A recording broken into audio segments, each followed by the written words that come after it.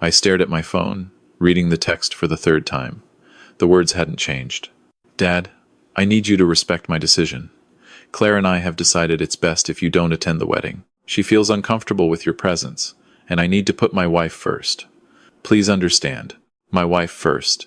He wasn't even married yet, and already he was calling her that. I'm Robert Chen, 62 years old, and I've spent the last 35 years building something from nothing. I came to Vancouver in 1989 with $200 in my pocket and a dream that probably seemed foolish to everyone who knew me.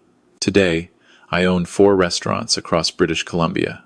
Chen's Kitchen in downtown Vancouver just earned its 2nd Michelin star last year, but right now, sitting in my office above the flagship location, none of that mattered. My son had just uninvited me from his wedding. I set the phone down carefully on my desk. The same desk where I'd taught Nathan to do his homework after school, while I prepped for dinner service. His mother, Susan, had died when he was 8, a drunk driver on the Trans-Canada Highway. For 20 years, it had been just the 2 of us. Now it was just me. The office door opened. My sous chef, James, poked his head in. Chef, the Cisco delivery is here, and they're saying the halibut order is wrong again. I'll be down in a minute. He hesitated. You okay, boss? You look like someone died. Maybe someone had. Maybe the son I knew had died somewhere along the way. I'm fine. Give me 5 minutes. When James left, I picked up the phone again, scrolled up through the messages. 6 months of watching my son disappear into someone else's life. It started last March, at the Vancouver Food and Wine Festival. I'd bought a table for the charity gala, like I did every year. Nathan came with me. He was 28 then, working as a marketing director for a tech startup downtown. Smart kid, good head on his shoulders. Or so I thought. That's where he met Claire Westwood. She was working the event, introduced as a volunteer coordinator for the charity. Tall, blonde, elegant, in a way that seemed almost rehearsed. When Nathan introduced us, her handshake was cold. Literally cold, like she'd been holding ice. Her smile never reached her eyes. Mr. Chen, Nathan has told me so much about you. The restaurant empire, the Michelin stars. You must be very proud of what you've built. Something about the way she said built made it sound like an accusation. I'm proud of my son, I said. The restaurants are just work. Her smile tightened. Of course. Nathan was beaming. I hadn't seen him look at anyone like that since his high school girlfriend, and that had ended badly. He was holding Claire's hand like she might evaporate if he let go. Over the next few weeks, I watched it happen. The transformation. At first, it was small things. Nathan started missing our Sunday dinners. We'd had that tradition since Susan died. Every Sunday at 5, no matter what, we'd have dinner together. Sometimes at the restaurant, sometimes at my house in West Vancouver, sometimes at his apartment in Yaletown. Sorry, Dad. Claire and I are going to Whistler this weekend. Dad, Claire got us tickets to the theater. Can we reschedule? Claire's not feeling well. I should stay with her. Claire. Then, the bigger changes started. Nathan had always been careful with money. Not cheap, just sensible. Growing up watching me struggle had taught him the value of $1. But suddenly he was talking about a trip to Paris. A week in Tuscany. A weekend in New York to see Hamilton. Claire's always wanted to see Europe, he explained over coffee one morning in late April. We were at a cafe near his office. It was the only way I could see him anymore, grabbing lunch during his work hours. That sounds expensive, I said carefully. It's worth it, Dad. You only live once, right? Besides, Claire's had a tough life. Her family lost everything when she was young. She deserves nice things. I wanted to ask how someone who'd lost everything could afford to be so selective about which restaurants were good enough, which hotels were acceptable, which wine was worth drinking. But I bit my tongue. Just be smart about it, Nathan. Don't spend money you don't have. He laughed. Dad, you sound like you don't trust me. I'm 28 years old. I make good money. Let me live a little. In May, he told me they were engaged. 3 months. They'd known each other for 3 months. Don't you think that's fast? I asked. When you know, Nathan said. His jaw was set in that stubborn way that reminded me of Susan. Claire is the one, Dad. I've never been so sure of anything in my life. I just think you should take your time. Get to know each other better. Live together for a while before you make such a big commitment. We are living together, She moved into my place last month. That was news to me. And Dad, I need to ask you something. You know how you always said you'd help with a wedding when the time came? Claire and I have been looking at venues, and we found this perfect place on Maui. It's incredible. Right on the beach, sunset ceremony, the whole thing. Hawaii? I know it's far, but Claire's always dreamed of a destination wedding. Her parents won't be there anyway. They're estranged, so it makes sense to just do it somewhere beautiful and intimate. Just close friends and family. How much? The venue is $30,000, and with flights and accommodations for everyone, probably another 20. So 50 total. I know that's a lot, but Dad, you've always been generous. And you said you'd help. $50,000. For a wedding on a beach in Hawaii. For a woman he'd known for 90 days. That's a significant amount of money, Nathan. I know. But you can afford it, right? The restaurants are doing great. You just expanded into Victoria. And Claire and I, we're starting our lives together. This is important to us. There it was. Claire and I, like they were one unit now, and I was outside looking in. Let me think about it, I said. His face fell. Think about it? Dad, this is my wedding. This is one of the biggest days of my life. Are you seriously going to nickel and dime me right now? I'm not nickel and diming you. I'm asking for time to consider how to best help you. There's a difference. He stood up, threw a 20 on the table for his untouched sandwich. You know what? Forget it. Claire was right about you. Right about me? She said you'd be like this. She said you'd try to control everything, make it about money, instead of about us. I didn't believe her, but I guess she knows you better than I do. He left. I sat there with my coffee going cold, wondering when my son had started listening to a woman he'd known for 3 months, instead of the father who'd raised him alone for 20 years. June got worse. Nathan stopped answering my calls. I'd see them on his social media, living their best life.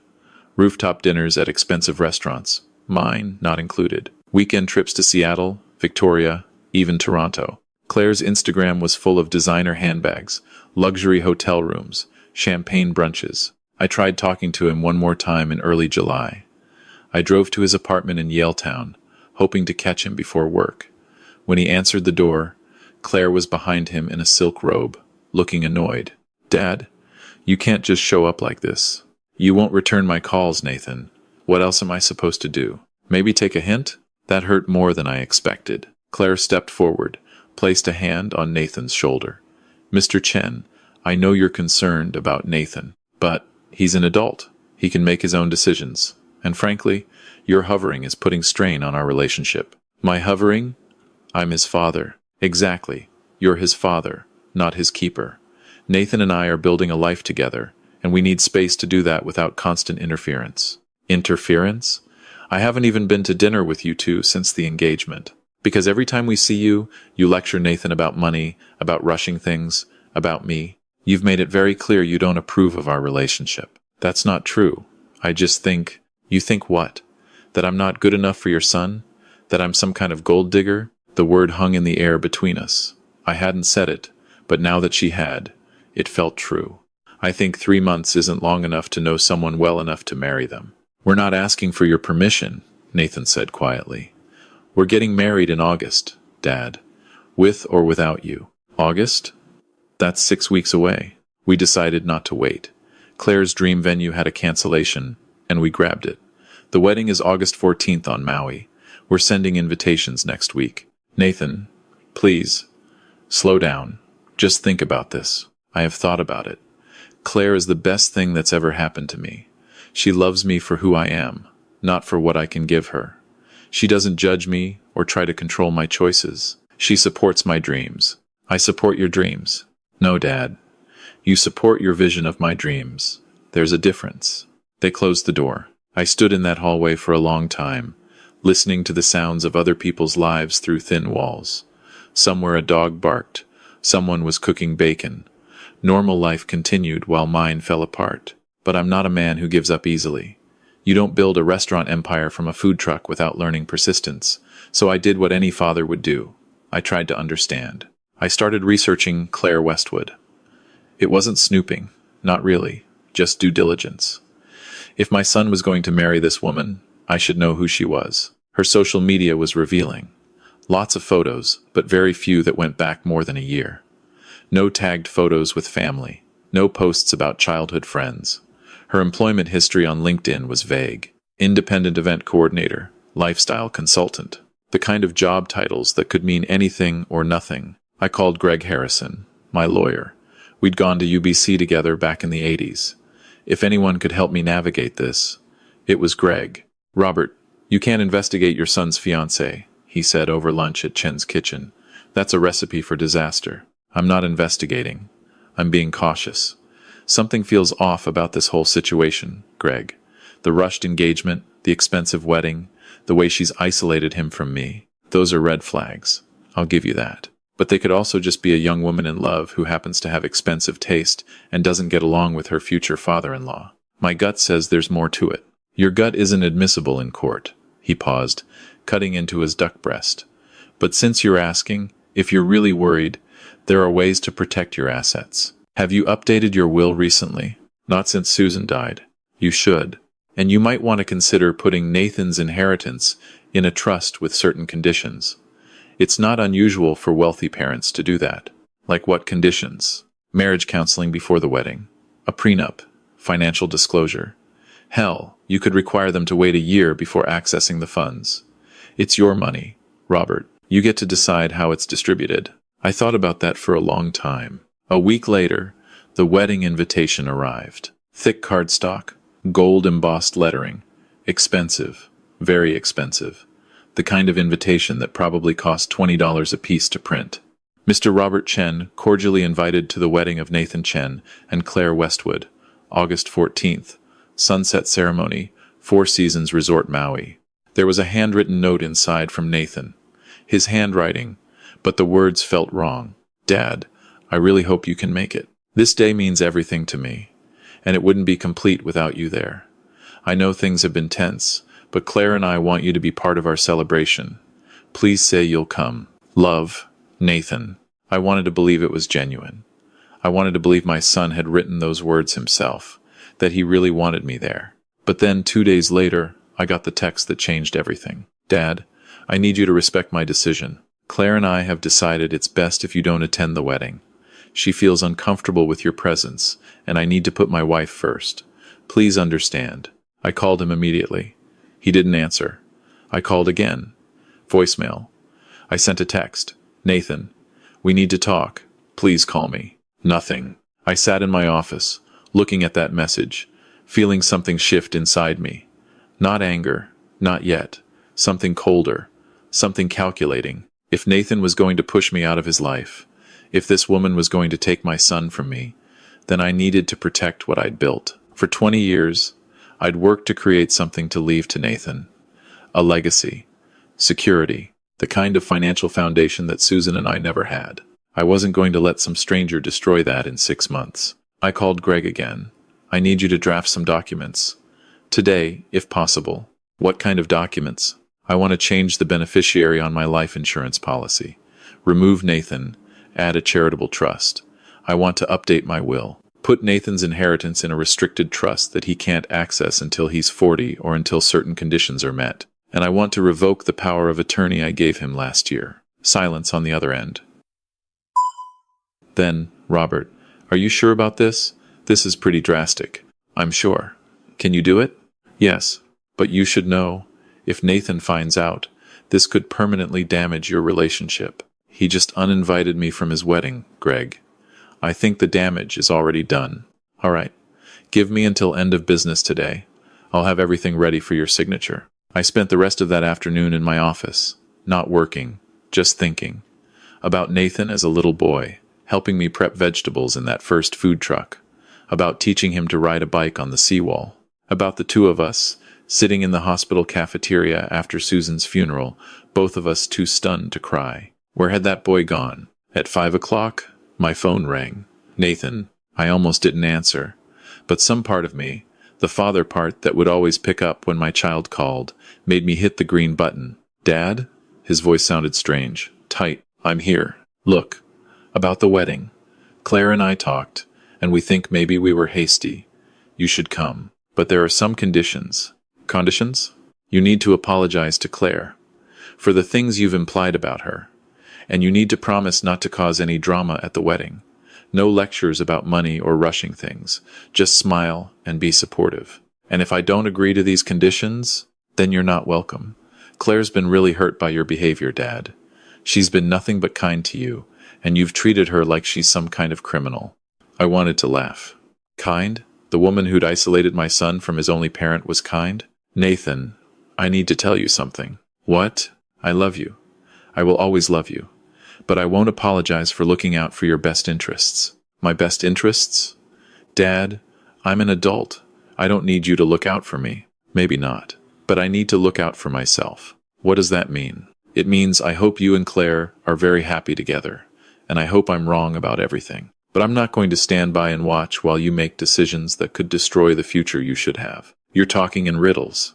No, son. I'm talking about reality. The wedding is in 3 weeks. I assume you'll need the money you asked for? A pause. We were hoping you'd still help. Yes. I'll pay vendors directly. Give me their contact information, and I'll handle the bills. But I won't be writing any checks to you or Claire. Are you serious right now? You don't trust me with money? I trust you, Nathan. I don't trust her. He hung up. 20 minutes later, I got another text. You're not invited. Stay away from my wedding. We'll figure it out ourselves. I showed the message to Greg when he arrived with the papers. Jesus, Robert, I'm sorry. Don't be. This needed to happen. I signed everything. The new will, the trust documents, the power of attorney revocation, the life insurance change. By 6 o'clock, Nathan's inheritance was locked behind conditions that would take him years to meet, and if anything happened to me, he wouldn't see a penny until he was 40 years old. It felt like closing a door. Final. Irreversible. I went home to my empty house in West Vancouver, poured myself 2 fingers of scotch, and sat on the deck watching the sun set over the water. This house had seemed so big after Susan died. Now it felt even bigger. My phone buzzed. A message from an unknown number. Mr. Chen, this is Claire. I think we need to talk. Nathan is devastated. He loves you very much, and this situation is breaking his heart. Can we meet? Just the 2 of us? Maybe we can work this out. I stared at that message for a long time. Every instinct told me to delete it, to block the number, to walk away. But I texted back. Tomorrow. Chen's kitchen. Noon. She was 15 minutes late. I was already seated in the private dining room when she arrived, dressed in designer jeans and a silk blouse that probably cost more than my sous chef made in a week. Mr. Chen, thank you for agreeing to meet. I said noon. I apologize. Traffic was terrible. She sat across from me, folding her hands on the table like we were in a business negotiation, which, I supposed, we were. I'll be direct, she said. Nathan is miserable. He wants you at the wedding, but he also wants my support and approval. Right now, he feels like he has to choose between us. He does. Her eyes narrowed. That's not fair to him. Life isn't fair, Claire. I learned that when my wife was killed by a drunk driver and I had to raise a son alone while building a business from nothing. Nathan learned it too. Or at least he used to know it. Maybe you've made him forget. I haven't made him forget anything. I've made him happy, happier than he's been in years. He told me he felt like he was living in your shadow, always trying to prove himself, always feeling like nothing he did was good enough. That's not true. Isn't it? You built this empire, Mr. Chen. These restaurants, this reputation. Nathan works in marketing. He makes a good living. But it's not Michelin stars and charity galas. How do you think that makes him feel? The words hit harder than I expected because there was a grain of truth in them. Had I made Nathan feel inadequate? Had I pushed him so hard to be independent that he'd felt like he could never measure up? I've only ever wanted him to be happy. Then let him be happy. Come to the wedding. Support us. And maybe, just maybe, give us a chance to show you that we're good for each other. I studied her face. She was good. Very good. The right amount of emotion. The right words. But something was still off. Something I couldn't quite place. I'll think about it, I said. That's all I ask. She stood, extended her hand. Thank you for listening, Mr. Chen. I know I'm not the daughter-in-law you imagined, but I do love your son. I promise you that. After she left, I sat in that empty dining room for another hour.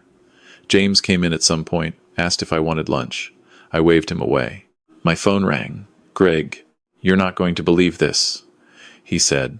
Try me. You know how you asked me to look into Claire Westwood? Well, I have a friend who's a private investigator, top shelf, very discreet. I mentioned your situation to him, and he said he'd do some digging as a favor. Robert, he found something. My chest tightened. What? Claire Westwood isn't her real name.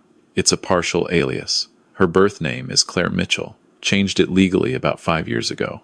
And Robert, her mother's name is Sarah Mitchell. The room tilted. Sarah Mitchell. 10 years ago, Sarah Mitchell had owned a small restaurant in Gastown called the Copper Pot. We'd both bid on a contract to provide catering services for a major tech company's corporate events. Big money, prestigious client.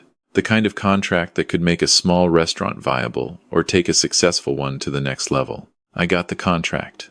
My bid was lower, my track record stronger. Business. But Sarah's restaurant was struggling. The Copper Pot had been her late husband's dream, and she was barely keeping it afloat. Losing that contract was the final straw. She closed 6 months later, declared bankruptcy. I heard through the restaurant community grapevine that she'd blamed me, that she'd told people I'd deliberately undercut her, that I'd used my connections to poison her reputation, that I'd destroyed her on purpose. None of it was true. But hurt people need someone to blame. Greg, are you telling me Claire is Sarah Mitchell's daughter? Yes, and there's more. Sarah Mitchell died 3 years ago. Suicide. Pills. Claire found her. The scotch in my stomach turned to acid. Does Nathan know? Unknown. But Robert, here's the thing.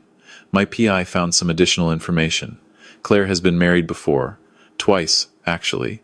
Both marriages ended in divorce within 2 years. Both ex-husbands were wealthy. Both paid significant settlements. Jesus Christ. There's more. Claire's been living under several different names over the past 5 years. Claire Westwood, Claire Roberts, Claire Hampton. She's got a pattern. Meet wealthy men, whirlwind romance, expensive wedding, quick marriage, then divorce. It's a con, Robert. A very sophisticated one. I couldn't breathe. Send me everything you have. Already did. Check your email. I opened my laptop with shaking hands. The file was extensive. Marriage certificates, divorce decrees, court documents, financial records, photos of Claire with 2 different men, both older, both clearly wealthy, and then, at the bottom of the file, something that made my blood run cold. A newspaper article from 3 years ago. Small local paper. Local woman found dead in apparent suicide. There was a photo. Sarah Mitchell, standing in front of the Copper Pot in happier times.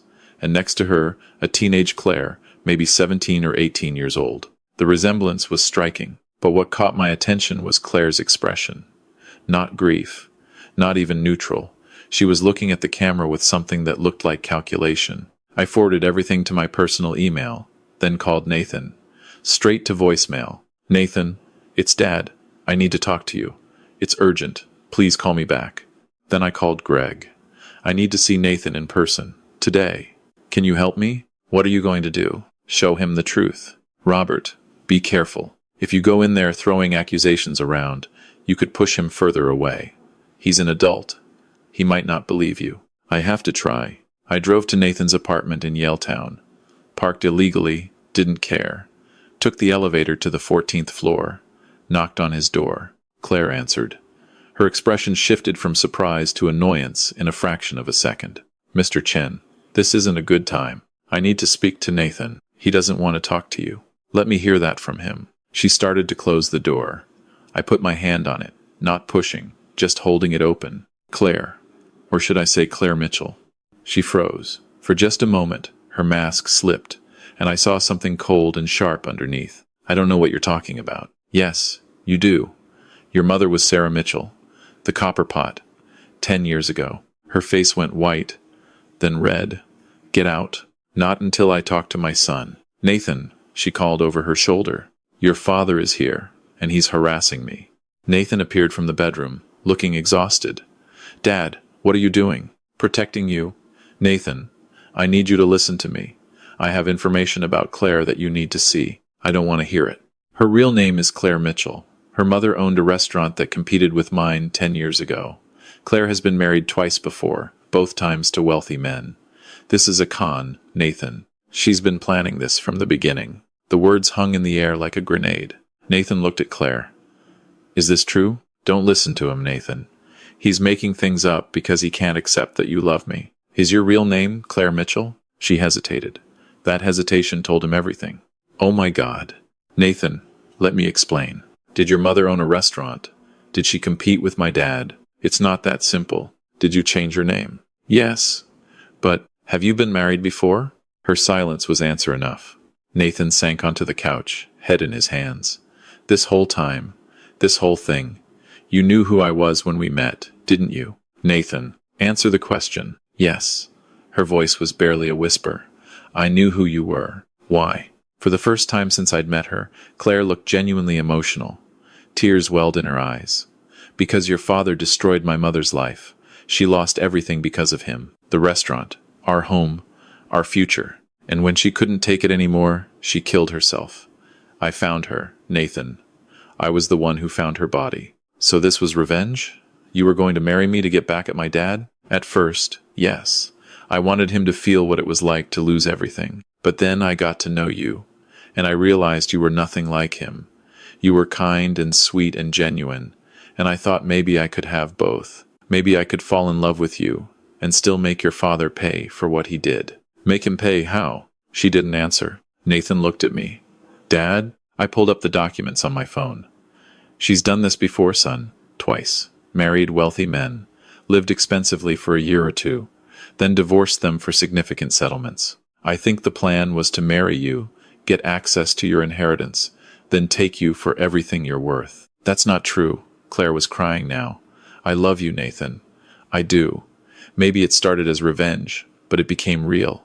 You have to believe me. Get out, Nathan said quietly. What? Get out of my apartment. Now. Nathan, please. Get out. The explosion made both of us jump. I'd never heard my son yell like that. Claire grabbed her purse and left without another word. When the door closed, Nathan and I sat in silence for a long time. I'm sorry, I finally said. For what? You were right. About everything. I'm sorry I had to be right. He laughed, a broken sound. 6 months. I was going to marry her in 3 weeks. Dad, I almost let her. But you didn't. That's what matters. How did you know? Instinct. Something about her never felt genuine. And when you pushed me away, that confirmed it. She was isolating you from the one person who would protect you. I said terrible things to you. You were manipulated. That's what people like Claire do. They're very good at it. He looked at me, eyes red. Did you really change your will? Yes. Good. You should protect yourself. I don't blame you. Nathan, you're still my son. Everything I have is still yours. It's just protected now. Until you're older and wiser and hopefully better at spotting con artists. He laughed again, more genuine this time. I'm an idiot. You're human. And you have a good heart. That's not a weakness, son. It's your best quality. You just need to be more careful who you give it to. We talked until late that night. About Claire, about Sarah Mitchell, about the wedding that wasn't going to happen, about his mother and how much she would have loved to see him get married someday. To the right person. The next morning, I got a call from Greg. Your timing was perfect. The PI did some more digging. Claire has been booking flights to the Cayman Islands. One-way ticket, leaving the day after the wedding was supposed to happen. He also found evidence she's been liquidating assets, closing accounts, preparing to disappear. She was going to take the wedding money and run. That's what it looks like. Nathan would have been left with nothing but bills and a broken heart. I thought about calling the police, but decided against it. Claire was gone, and Nathan was safe. That was enough. The wedding was canceled. Nathan called the vendors, explained the situation. Most were understanding. The venue kept the deposit, but that was a small price to pay. Over the next few months, Nathan and I slowly rebuilt what Claire had tried to destroy. Sunday dinners resumed. He started coming by the restaurant after work again, sitting at the bar, telling me about his day. I think I want to quit my job, he said one evening in November. We were sharing a bottle of wine after closing time. Why? Because I've been thinking about what Claire said, about living in your shadow. And she was wrong about a lot of things, but maybe not about that. I've spent so much time trying not to be you that I never figured out who I actually want to be. What do you want to be? I don't know yet, but I think I need to figure it out. Maybe travel for a while, clear my head, figure out what makes me happy. That sounds like a good plan. Would you be okay with that? If I just took some time? Nathan, I'm always okay with you doing what's right for you. I just want you to be careful, trust your instincts, and remember that real love doesn't isolate you from the people who care about you. It brings you closer to them. He smiled. When did you get so wise? When I became a father. It's amazing how smart you become when someone's depending on you to not screw up their life. We laughed, and in that moment, everything felt right again. 3 months later, Nathan left for Southeast Asia. He's been gone for 2 months now, sending me photos from Thailand, Vietnam, Cambodia. He looks happy, lighter, like he's finally figuring out who he is without anyone else's expectations weighing him down. I still think about Claire sometimes. I wonder if she ever really cared about Nathan at all, or if it was all just an elaborate performance. I wonder if she's moved on to her next target, her next mark. I wonder if she thinks about her mother, about the pain that drove her to seek revenge on a man who was just doing business. I hope she finds peace someday. Real peace. Not the kind that comes from hurting other people. But mostly, I think about the lesson in all of this. Trust your instincts, protect what matters, and never apologize for being cautious with your heart or your wallet. Because in the end, the people who truly love you will understand. And the people who don't understand were never worthy of your trust in the first place. My name is Robert Chen. I'm 62 years old. I own 4 restaurants, I've earned 2 Michelin stars, and I've raised a son alone for 20 years. I've made mistakes, plenty of them, but uninviting a con artist from my son's life wasn't one of them. And if you're reading this, if you're in a similar situation, let me tell you something. It's okay to be protective. It's okay to ask questions. It's okay to trust your gut when something feels wrong, because sometimes the hardest part of loving someone is protecting them from their own blind spots. And sometimes the greatest gift you can give your child is showing them that not everyone who says they love them actually does. Love should add to your life, not subtract from it. It should bring you closer to your family, not drive a wedge between you. And if someone is asking you to choose between them and everyone else who cares about you, that's not love, that's control. My son knows that now. It cost him 6 months and a broken heart to learn it, but he knows it, and that knowledge is worth more than any inheritance I could leave him.